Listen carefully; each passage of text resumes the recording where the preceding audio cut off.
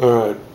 Hey, what's going on, you guys? This is book review number 29. Wow, we're getting up there. Season in Red, My Great Leap Forward into the New China by Kristy, Needham. Now, as you can guess, this book takes place in China, specifically in Beijing. Really sort of to set up the book, Kristy is a journalist, kind of a struggling out of college journalist, not a real high name, someone that's just trying to get her feet wet, from Australia, who takes a one-year gig in Beijing's People's Daily Mail, which is the primary paper for the city of Beijing, and really sort of the primary, because Beijing is the political capital, the primary newspaper for the entire country of China. It's sort of like the New York Times of China. I should apologize. I am sick and my voice is going, so bear with me. So anyway, some people would call this People's Daily Mail a propaganda newspaper.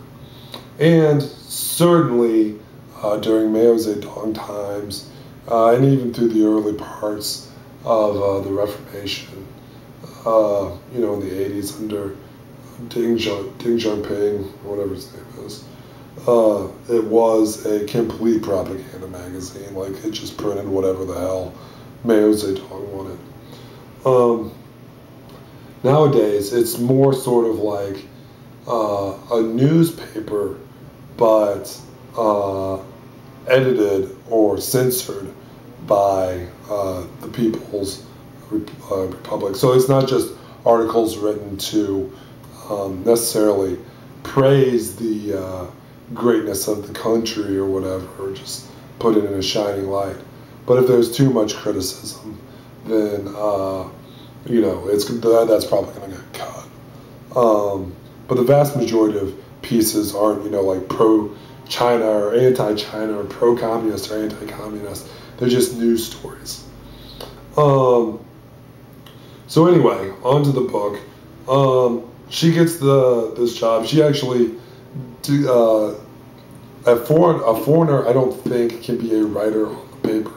But what they can do is they can be a correspondent, like get information. And then they can also be an editor. No, I take that back, because she wrote articles later on. But at first they wouldn't let her be a writer.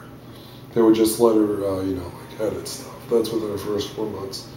Now, rather than start at the People's Daily Mail, she actually started at their offshoot, like, kids magazine. Or, no, it was first the Lifestyle magazine, then it was the kids magazine. And she kind of observed different things there. First, in the Lifestyle magazine, that was kind of slow going. It was sort of kind of a battle between complete fluff pieces and, some more substantive work. But what was really interesting is when she went to the children's magazine, or really it's sort of like a teen reader magazine, like Teen People or something.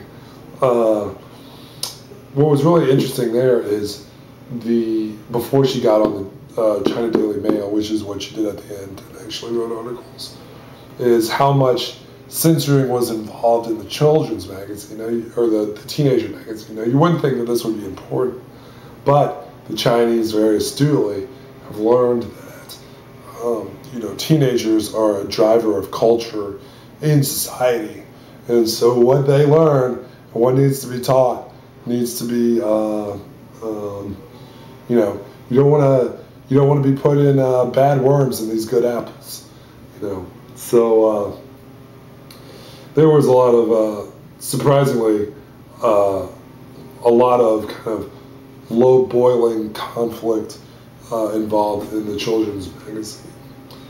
And then she got onto the People's Daily, and yeah, I don't know really what to say too much about that. She kind of did her time, whatever. I'm sure there's certain things that I should be remembering that I'm not remembering from her time there.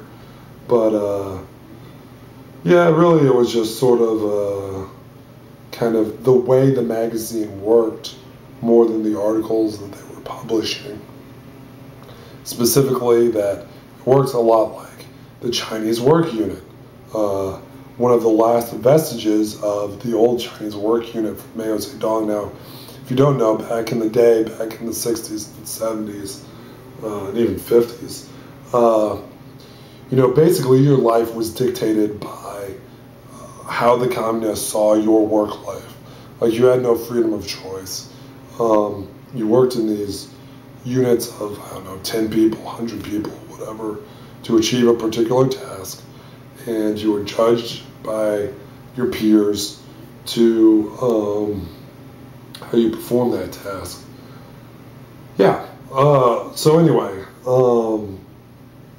basically the Chinese Daily Mail is like the last of that. You know, so you had like the strong man that was the top editor, like the head editor, and then you had all his minions, and, you know, the censors coming in. And it seems sort of like an old tank that just was kind of rambling along and could still work, but wasn't necessarily the most efficient. This is a change from what's happened in a lot of modern China, where it's still authoritarian if you do something you don't like, but is not necessarily structured as a work unit. You know, you're free to a degree to live where you want, free to work where you want to a degree. And then also, I guess that's one side, is her side, her interaction between her and the paper itself. But then there was also, the second interaction was kind of the interaction between her and the larger culture. You know, she does things, I'm sure I'm going to get it wrong, I'm going to butcher this, but she goes to the shopping district that's just east of, just west of Tiananmen Square, where they, you know, she really painted a really good picture here, because there were all these old tenement blocks that were crumbling to the ground. I mean, we're talking, they would not have been passed inspection code in the West. But what they've been turned into is, as all the people have moved to nicer facilities, what they've turned into is low rent shopping districts.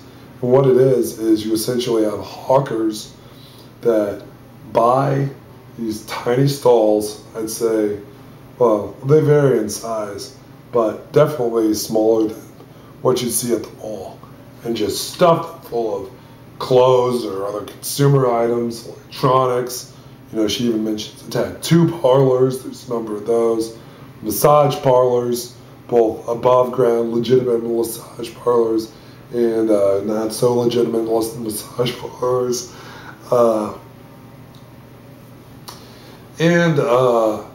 Yeah, just the sort of vibrancy of that shopping district. And she kind of talks to some of the people she meets in one of the hair places she goes to get her haircut. It's in this place. And how they see, you know, like, Beijingers as these, this is ethnic Chinese, but Beijingers, you know, just like New Yorkers, Beijingers, as elitists, and they can't, these girls that are working sort of these lower wage jobs really can't break into anything higher because of their status as out country folk that moved into the city. And yeah, she, you know, like I said, she goes to a tattoo parlor and shows both the very high end and low end, like the ones where, you know, you can get these, what would really be considered art in terms of tattoos. You know, these big arm or back tattoos that are intricate, and you know, really ambitious tattoo artists that are, well, this is hyperbole, but the Da Vinci's, let's say, of their craft and of their generation, and really the drive that these people have, considering the stark circumstances of Beijing. You know, just really kind of not necessarily driven in a monetary sense, but driven to perfect their craft so that they can, just really perfect the craft. And then she also shows the tattoo parlors where, you know, you're likely to get a staph infection, or something like that, or, you know, you'll have to get tattoo removal in 6 months because the tattoo is of low quality. And then she also mentions a couple other stories. This one, a warning, I'm going to go a little long because this was actually a really good book. So I'm going to tell a couple of stories from it. She mentions one story towards the end of her time there.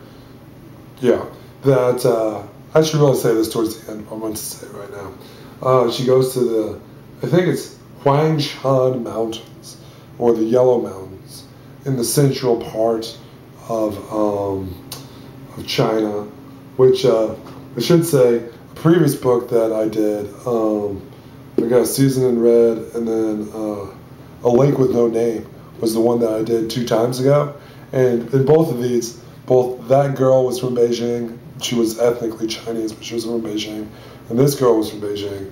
And they both went to the Huangshan Mountains for mental respite, which I felt kind of interesting, the connections between the 2 authors from that book, even though they're from very different backgrounds. So she goes there, and, you know, it's very majestic, and she mentions how, you know, the clouds roll off in the valley below, and she's above the clouds. You know, it's a sea of clouds, and the morning sun rising over the sea of clouds, and you know, just the people she meets there. You know, the porters that have to hike everything up the mountain for the hotels that are on the top of the mountain by, you know, hand, by foot, by back.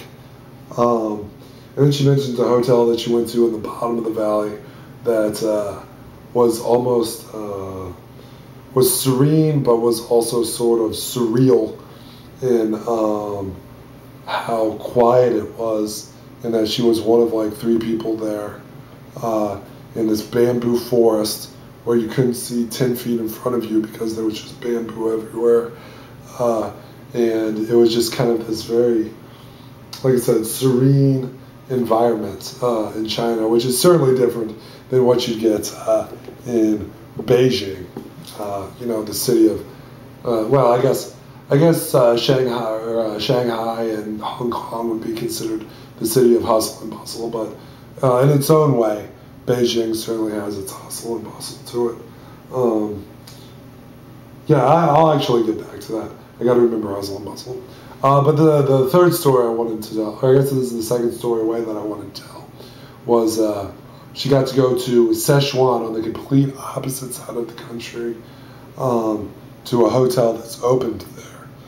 Now, and also for a festival. It was a hotel opening and a festival that she was asked to be a part of because they needed foreign journalists to report on it.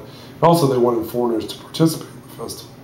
But what she found out when she went there was that she was not treated as an observer, but treated as like she had signed up for something.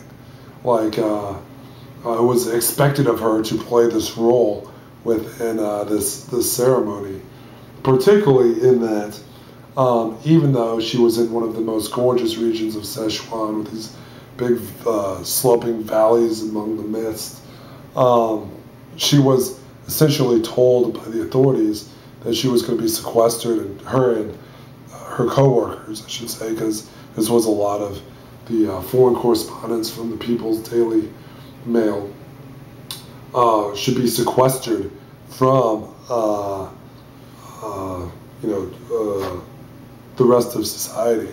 And there was actually a bit of a brouhaha that sparked up between the local communist leader on one side, on that same side, the hotel owner, and on her side, the foreign correspondents who wanted to get out and see the city.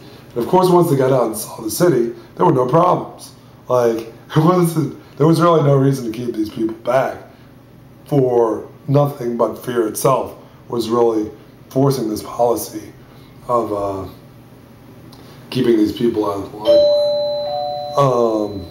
Okay, hold on just a second. This is going to have to be part 2.